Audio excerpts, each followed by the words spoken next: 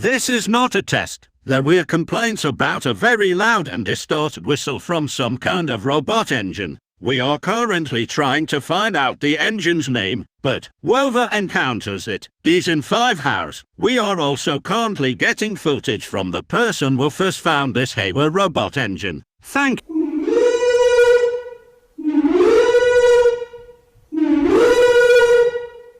So, this is the video where I sacrifice myself, just to let you see the robot steam engine. So it goes nothing. Let me take the lid off.